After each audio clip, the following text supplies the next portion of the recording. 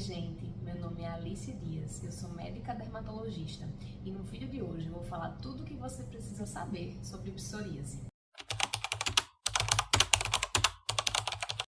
A psoríase é uma doença da pele crônica, inflamatória, autoimune, hereditária e não contagiosa e que pode também acometer as articulações. Vamos traduzir todos esses termos. Como uma doença crônica, a psoríase ela não tem cura, mas com o tratamento adequado, a gente consegue deixar a pele do paciente sem lesão nenhuma e a gente consegue deixar o paciente também bem controlado do quadro articular. Então, a gente vai ver um pouquinho mais para frente essa questão do tratamento. A psoríase é também uma doença hereditária, ou seja, existe uma predisposição familiar. Geralmente, se você tem alguém na família, parente de primeiro grau ali, tem um histórico de psoríase, você tem uma chance muito maior do que a população de ter essa condição. A psoríase é também uma doença autoimune. E o que é uma doença autoimune? Eu costumo dizer assim, no nosso corpo a gente tem as células de defesa que produzem os anticorpos que vão proteger o nosso organismo, o nosso corpo, contra as agressões externas, então contra vírus, bactérias, fungos, enfim. Só que quem tem uma doença autoimune, em vez de produzir anticorpos só contra essas agressões externas, vai produzir anticorpos contra as próprias células do corpo da pessoa. Existem diversas doenças autoimunes e aí na psoríase o corpo vai produzir anticorpos, vai produzir uma defesa ali contra as células da pele, contra as células da articulação. E aí, quando o corpo produz esses autoanticorpos, anticorpos contra as próprias células, vai se desencadear uma cascata inflamatória. Então, vão ser recrutadas várias células inflamatórias que vão produzir mensageiros, vão liberar mensageiros para aumentar a inflamação naquele local. Então, na psoríase vai haver uma proliferação desregulada da pele, vai ter uma renovação ali de pele muito importante, por isso que se formam as placas e por isso que tem descamação, faz parte dos sintomas. E também existe um aumento muito grande de vasos sanguíneos no local, por isso que a gente nota na psoríase lesões mais avermelhadas, mais róseas. E a psoríase também é uma doença não contagiosa. É muito importante bater nessa tecla. Os pacientes que sofrem com psoríase, eles sofrem muito a questão da autoestima e dos olhares preconceituosos ao redor. Então é muito importante a gente difundir essa informação de que não é uma doença que pega pelo contato. É uma doença de caráter hereditário que pode transmitir geneticamente, mas não vai transmitir de uma pessoa para outra pelo contato. E quais são os sintomas da psoríase? Na pele, a gente divide psoríase em alguns tipos. O tipo mais comum é a psoríase em placas, em que a gente vai ver placas, que são lesões um pouquinho mais elevadas ali sobre a pele, de coloração mais avermelhada, uma coloração rósea, com a descamação importante, uma descamação, escamas mais brancacentas ou até mais acinzentadas ali naquela localização.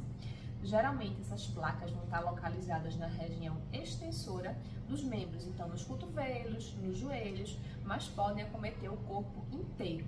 Tem pacientes que cursam também com lesões palmoplantares nas palmas da mão e nas plantas do pé, dos pés, em que a gente vai ter também ali não só essa descamação importante, como rachaduras, fissuras, sangramento e um desconforto bem importante.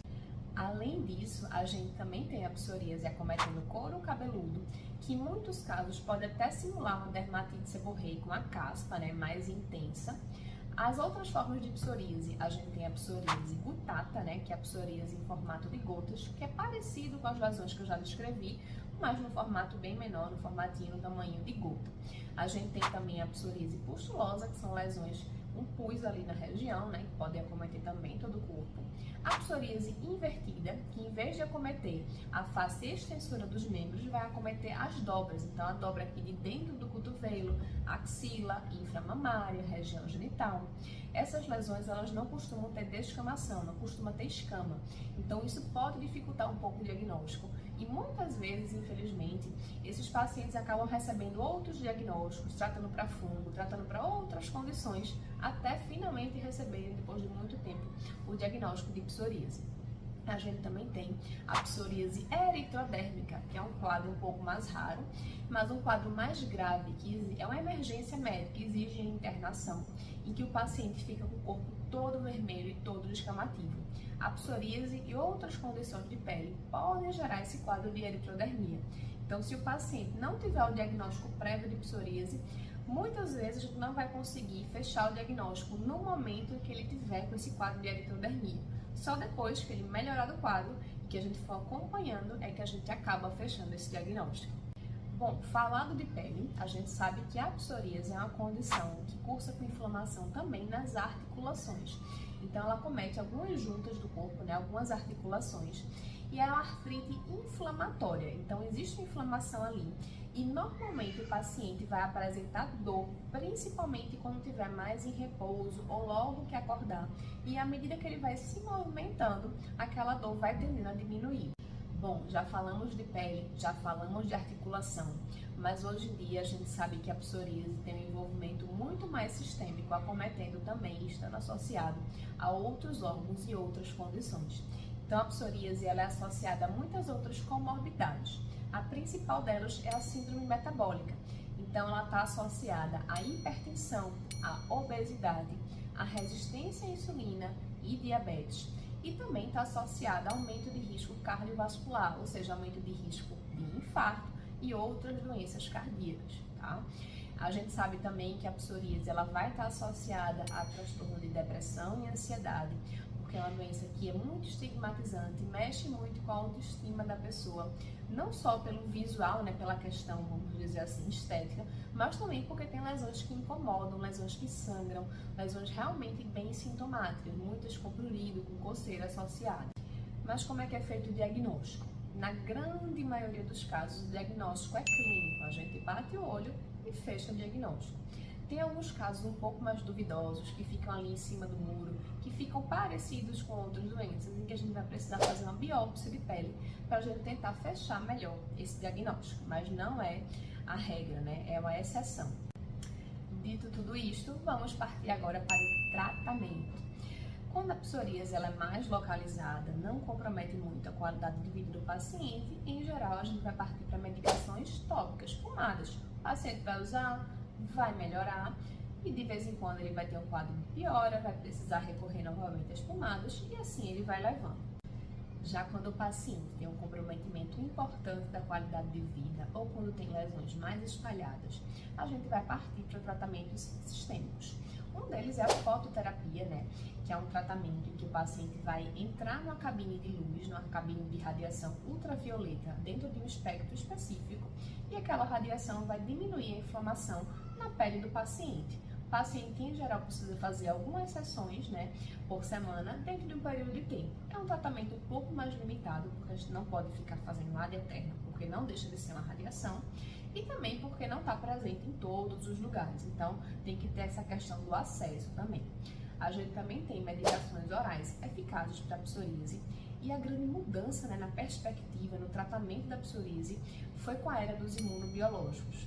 Se antigamente nosso objetivo com a psoríase era melhorar 50%, 70% das lesões, hoje com os imunobiológicos a gente consegue e nosso objetivo é melhorar 100% das lesões. A gente vê o paciente sem lesão de pele, sem artrite, sem dor articular. Então esses imunobiológicos realmente mudaram a história dos pacientes com psoríase. As medicações imunobiológicas, elas são feitas de maneira injetável, subcutânea, e aí cada uma vai ter uma posologia diferente. Então vai ter medicação que o paciente vai fazer a cada mês, a cada 3 meses, a cada 15 dias, a depender do tipo de medicação que for feita. E eles são medicações que vão inibir as interleucinas, as citocinas, que vão regerar, né, a inflamação na psoríase. Então na psoríase tem vários fatores, várias moléculas que vão desencadear a resposta inflamatória. E eles vão lá e vão inibir exatamente aquelas interleucinas, aquelas moléculas inflamatórias. E por isso que a gente consegue ter um tratamento mais preciso e mais eficaz. Bom, gente, é isso. A psoríase é uma doença relativamente comum. Está presente em 1 a 3% da população mundial. São milhões de pessoas no Brasil aqui que são afetadas. É uma doença que eu queria deixar de mensagem para vocês, que é não contagiosa.